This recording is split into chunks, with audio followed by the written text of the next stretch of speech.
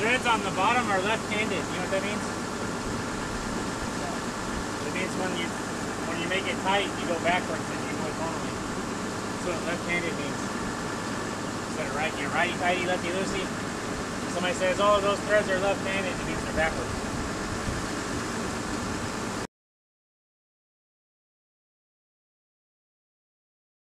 I'll tell you what we do right now is we'll take the bottom screens out and flush them out, and then before we put inoculant in, we'll go ahead and turn it on and make sure everything's spraying right. Then we'll put inoculant in. Got it?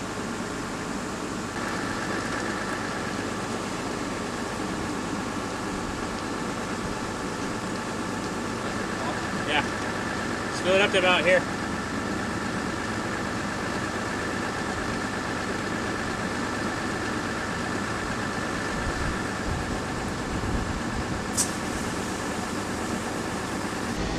So, today we're going to be baling Tifton 85 here at the dairy, and we're going to teach Chance how to bale.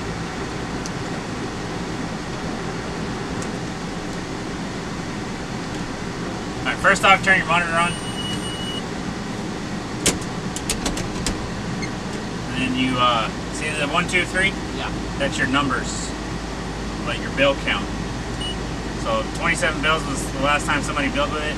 You hit the negative button and hold it, and it'll go to 0. If you have it on, if you click the number button once and then you hit negative one time, it'll count down. So like if you messed up on a bale, you can just hit it one time and it'll erase that last bale. Make sense? And then if you press it once and then press it twice, that's your total number of bales. So almost 14,000 bales.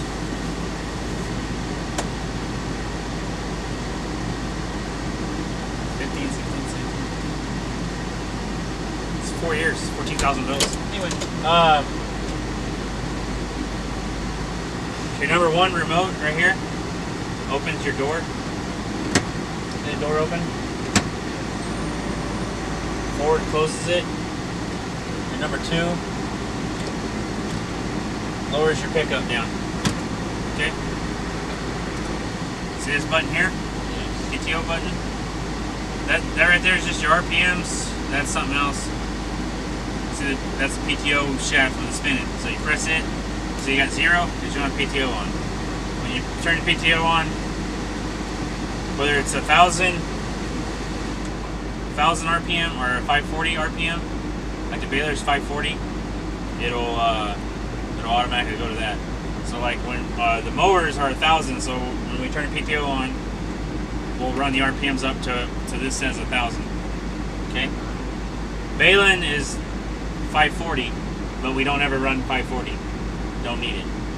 We usually go 480 to 520, and sometimes like 480, even maybe 460 bales a better bale than 520 or 540. So sometimes you just gotta play with it. With this, with Tifton 85, 500, 520. That's where we're gonna be. Okay. So we'll pull up here to the first windrow, which is right here in the backyard. Turn the PTO on, which on these tractors you lift and twist and it clicks. Your PTO's on.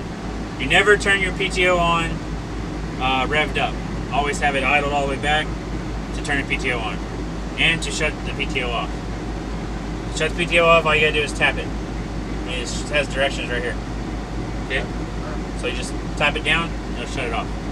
The only time you would ever like shut the PTO off without pulling your RPMs back first is if like there's a disaster, like the baler locks up or something like that, and you just need to get it shut off now.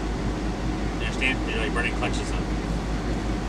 And then when the baler locks up, you'll hear it. It's squealing and the belt turning. And then it'll flash an alarm on here on the monitor that says stop. Okay? So I got the PTO running. You don't actually have to start a bale. You don't have to sit here and rev your RPMs up, then take off. You can sit here at an idle and go ahead and start rolling, and then just slowly work your RPMs up. Okay? So we're at 390, 420, 440, 460, 480. We're gonna sit there at 500 for now.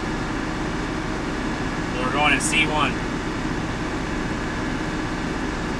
You turn your inoculant on. You flip this switch up, and then I'm gonna have to get out and prime it. Yeah, acting it.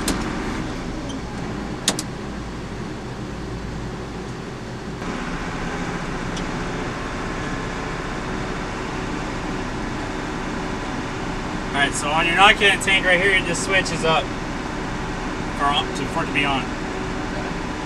But you can spin this dial right here, and it'll give you more or less pressure.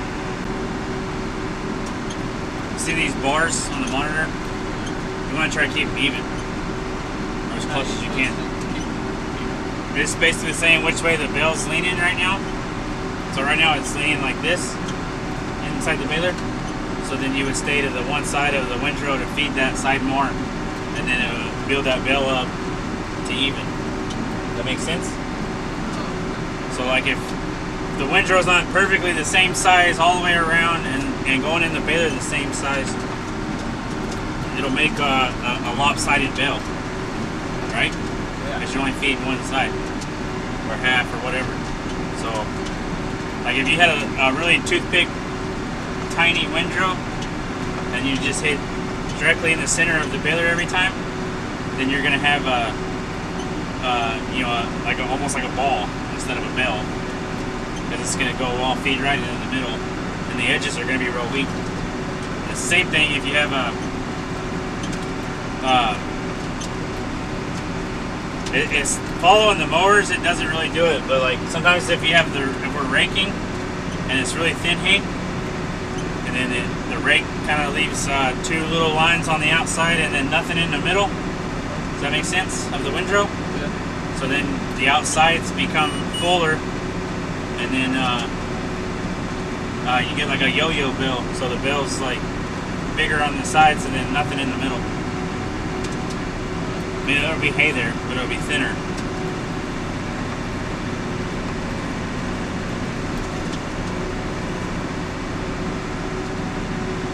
That beep you heard a while ago is beep beep, and this, right now we got a bell, so we'll turn the inoculant off, and then just sit here and wait. See, it's wrapping started, it's got the symbol. Now it's telling you to check. So you pull back on the number 1 handle.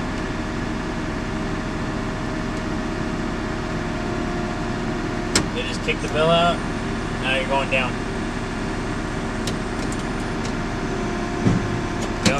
Door shut, put it in C1 and go. And when you take off, you're watching the hay feeding in to make sure it doesn't ball up. Yep, turn that back on. Turn the inoculant on? Yeah. As soon as you get going. So at the second beep, then you gotta stop and open the door. It gives you a little beep beep, and then it'll say near full, and then it'll have a bale flashing. You know, a symbol of a bell flashing. So that's telling you you're getting close. And then when you hear the big long beep, that's saying if the wrapping started, you need to stop. You don't have to like lock the brakes up, but you just need to stop.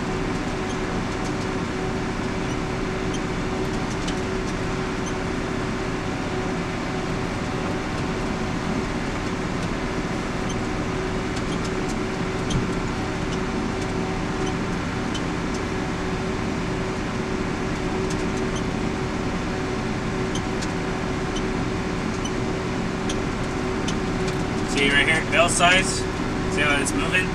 That's the bell growing. So right now it's 25 inches, 26 inches. That's how tall it is.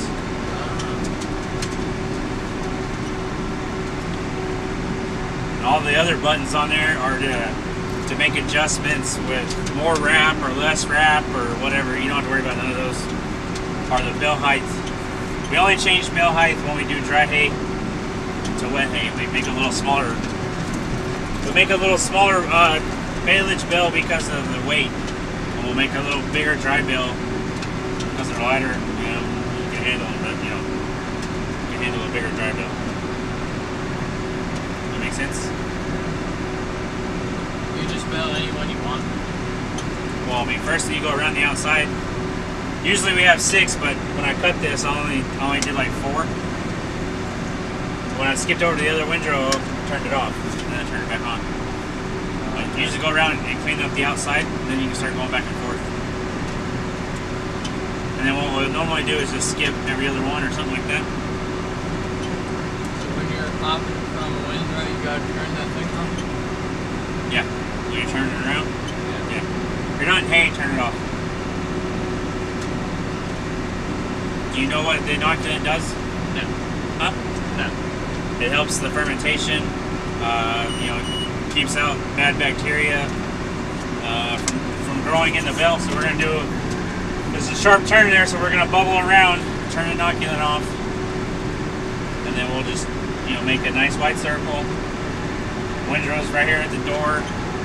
We're gonna go past it, then back over and watch the baler. It's gonna hit it perfect. See that? I might not be able to do that.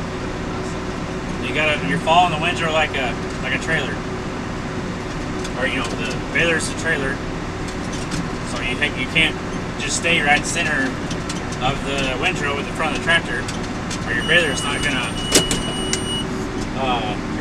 miss hay. You gotta back up. You don't have to, but I'm going to because I got some windrows right here. I'm just gonna kick it over to the side a little bit. And if you ever do end up backing up a baler, it's really short, so it'll jackknife real quick. Does that make sense?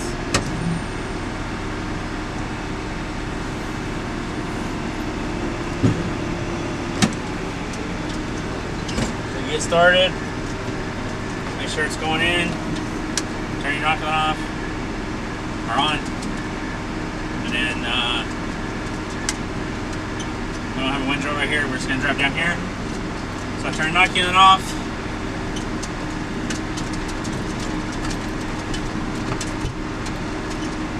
The windrow starts right there. Pop back on it right here. Turn inoculant on.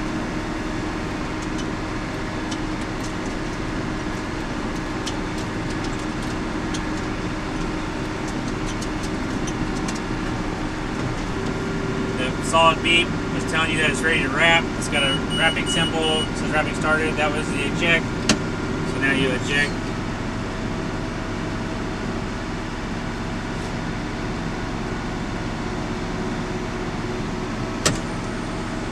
You have to wait until it says eject on the monitor. Yeah. Like eject. Yeah, it's got to wrap it first. Keep the door closed until it says eject. Yeah.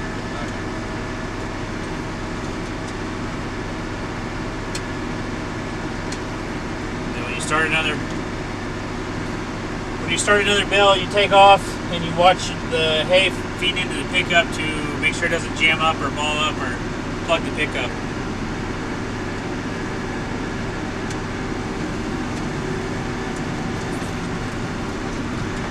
If it does do that, you'll notice hay balling up in front, and then it'll make some god-awful noises. And then usually your monitor will say, let me figure out where it is. I think actually the alarm sounds off telling you to stop, and then at the bale size counter it'll say slip, and that's telling you that your pickup's slipping.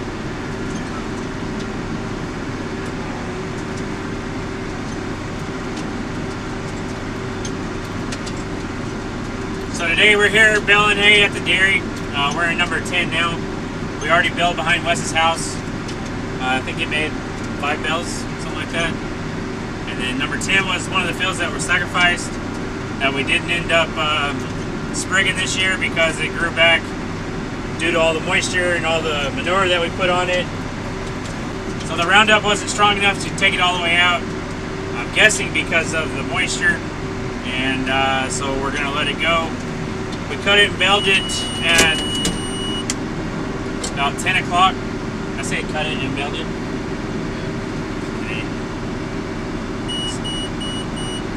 So we cut it at 10 o'clock this morning. Jason got out here and started on this field, and then he cut number 8. And then when I got done feeding this morning, I got cut behind Wes's house, and then I went and started on 23. Wes just finished 23, and now he's in 26. That's probably going to be all that we do today. And we already baled behind the house, like I said earlier. It was pretty thin. We only made about 5 bales, which is only about 3 acres. But swing, got it cut off and cleaned off. And number 10 is going to be, looks like 4 bales an acre to me. So Jason's running the other baler, and we're here teaching Chance how to bale. And what do you got to do when it like makes the alarm sound? Stop. Stop it. Why did you just wait for you? I mean, more than likely, the only time you'll ever get an alarm is when you run out of net wrap. But you will already know that you're running out of net wrap, because anywhere from 5 to 7 bales before you run out, you'll start seeing a red line in the middle of them as an indicator that you're about to run out. See what I'm saying? Does that make sense? What? On the hay bale. Yeah. In the center of the hay bale, you'll see a red line on the net wrap that pops up when you got about 5 to 7 bales left. So like you kick out a bale and then you turn around and come back and you see that red line, you're like, oh, I got like 5 to 7 bales left. And then you just keep going until you know, you kind of need to hesitate, because it will beep until you stop. So after you've done several hundred bales and you hear a beep, you go to eject. Does that make sense? Just out of habit. So when that alarm goes off, then you need to know that you're about to run out of net wrap and give it a second to see if it's an alarm or if it's telling you to eject. If it's telling you to eject, you still have net wrap. As soon as it says alarm, you're out of net wrap. Then you have to go replace the roll. Then you would come back in and then press wrap to re-wrap it. And then you can kick it out and keep going. So then if you came in here and you pressed wrap and it shot another alarm, then you did something wrong or something like that.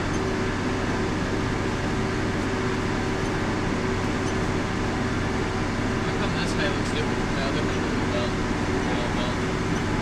This is green. This is a lot more green, juicier type.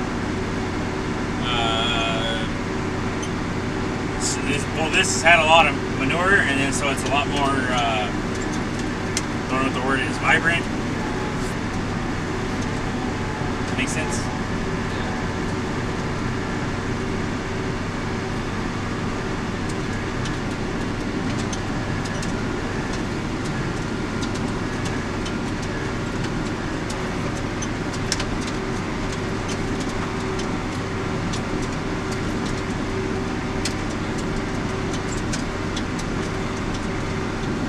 See, like from the field that we were at a while ago to this field, you would make adjustments on your inoculant. You know, there's more hay going in the baler right now here, so you'd want to turn it up a little bit to get a little more out. Turn the pressure up? Yeah, turn the pressure up a little bit.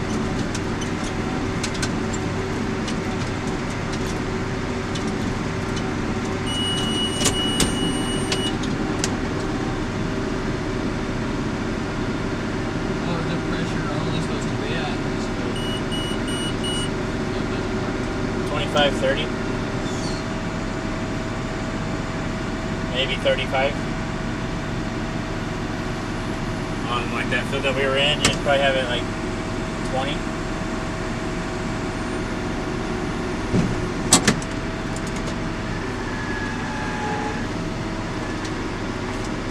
See, then the mower had to make a 90-degree turn so it doesn't miss grass. You're not going to make that turn. So then you would just bubble out. Start your inoculant off. Just make a nice wide smooth turn. And we're just going to go back up this way and get away from Jason.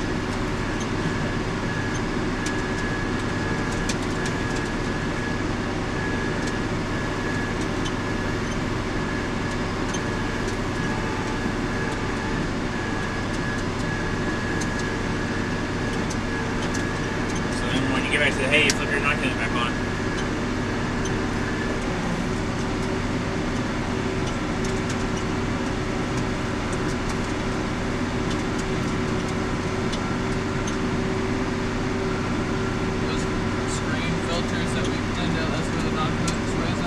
Yeah.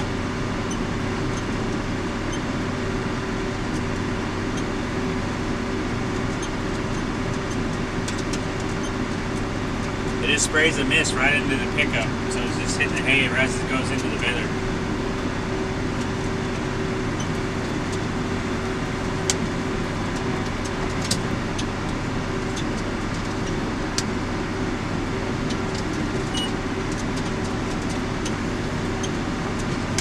After we have about 10 bales, then we're going to oil our chains.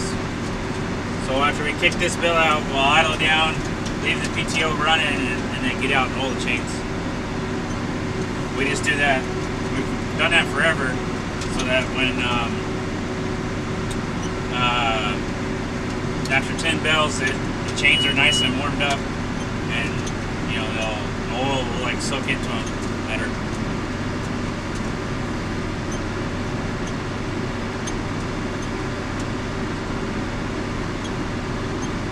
As you're baling, you're watching your monitor, you're watching your bars on your monitor to keep the bale level, and then you need to be looking back also to make sure there's no problems with the baler.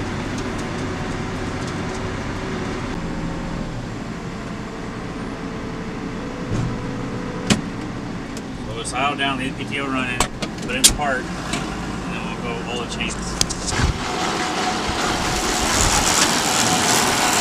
Oil jugs right here.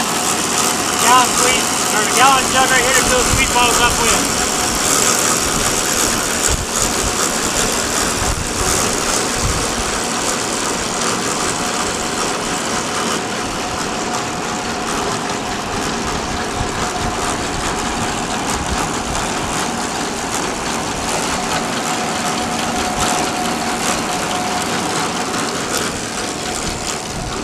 Let me close that.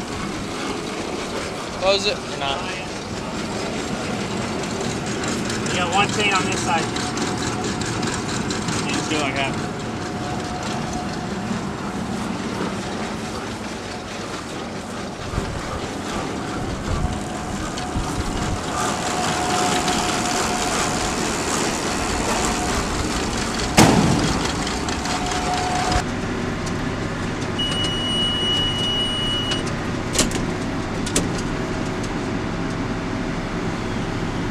When you have a bale like that at the end of the windrow, just continue on and go to the next windrow, then stop and kick it out. After it beeps until you kick it out. Okay. Nobody likes a premature ejector.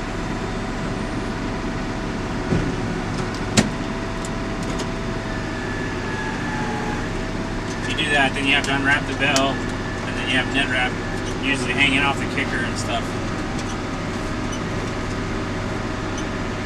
You have to pull it out of the belts and all that kind of crap. Got it? Got it.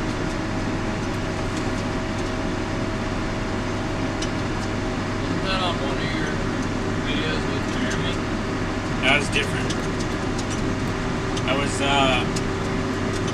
what I ended up having in there was that,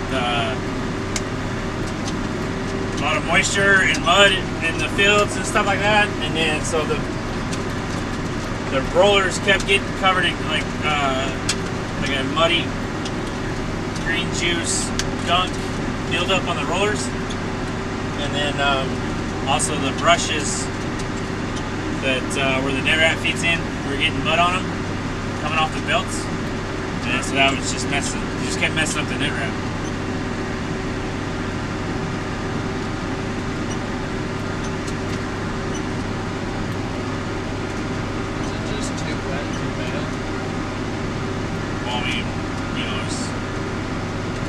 Ground was abnormally wet, and then there was sometimes where, like the one field that we were in that day,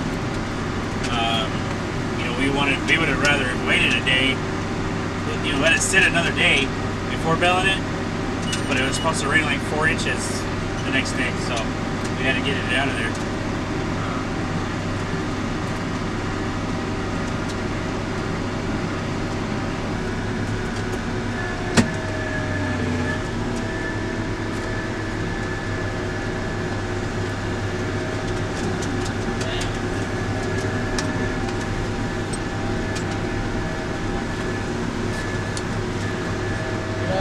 At the place and purchase it out.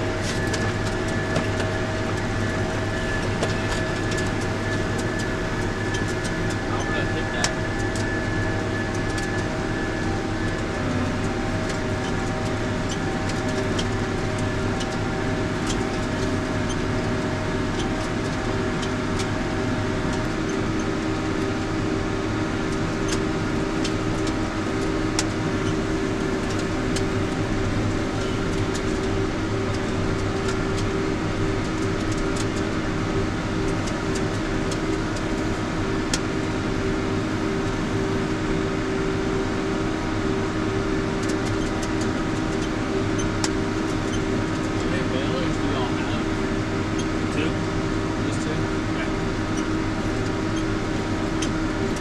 This one's a year older. This one's a year older. We got it in 2014, and then that one we got in 2015.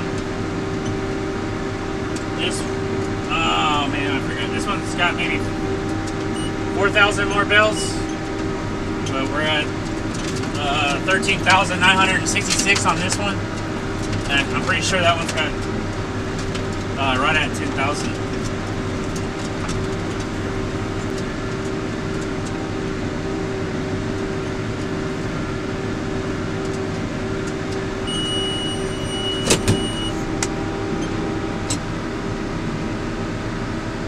Hey, what's the total number of bells on that baler?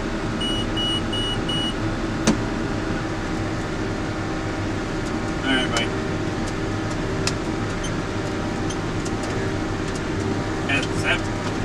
That other baler's only got 8550 on it.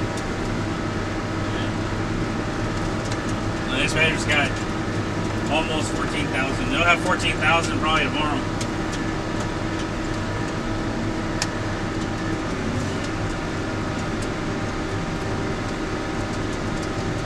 But you know, last year, oh man, I don't even remember how many bales we baled last year. I just remember thinking it was like 40% of what we normally do because of the drought.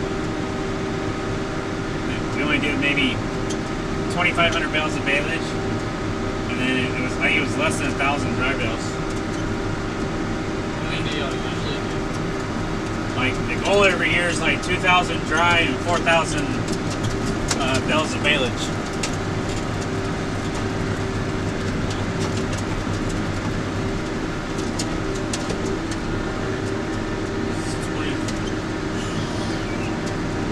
It's 22 bales. What did I say? 4 bales an acre, and this is 5.5 acres. So yeah, it's 4 bales an acre.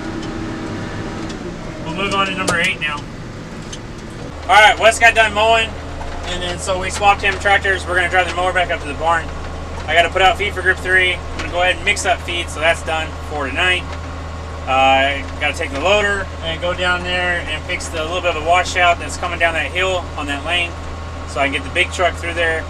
And I got to put the trailer back onto the Freightliner because this morning Wes went and got a load with the KVH. And he unhooked it down to 40 acres, and Jeremy's down there spreading fertilizer. And he's also going to try to get the 60 acres done that we did a couple days ago. And Jason's still baling, so now Wes is baling. Once I get all that done and head out to get a load of hay, I'm going to have Chance drive the 6410 right there with the loader to get the bales hauled in, and then we'll get them wrapped. So that's what's going on right now, and teaching this numbnuts how to bale. I don't know, there was on the 7200 there's a mirror hanging off the left side. He hit his head on it 3 or 4 times, so it might be no waste of time trying to teach him how to bale. I don't know, just kind of, just look at it. So with that being said, thanks for watching. Don't forget to comment, rate, and subscribe, and we'll see you on the next one.